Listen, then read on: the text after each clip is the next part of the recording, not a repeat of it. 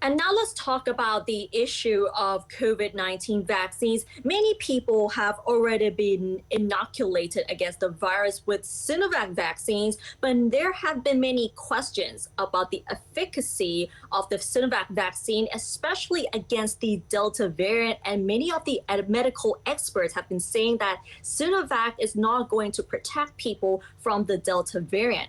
Recently, the National Communicable Disease Committee, or the NCDC, approved the use of AstraZeneca vaccine as a second dose for people who have already received their first dose of the Sinovac vaccine with an interval of 3 to 4 weeks between the doses.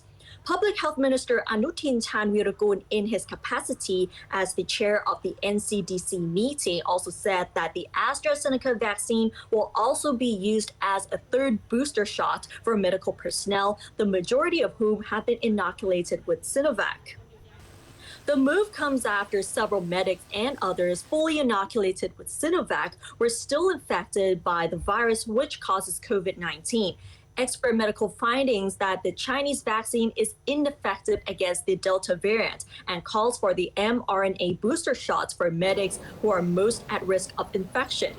The CCSA said on Friday that the Pfizer vaccine donated by the U.S. government will be administered to medics as third shots, foreign diplomats, and others in vulnerable groups, such as the elderly and those with any of the 7 specified diseases, as soon as it arrives.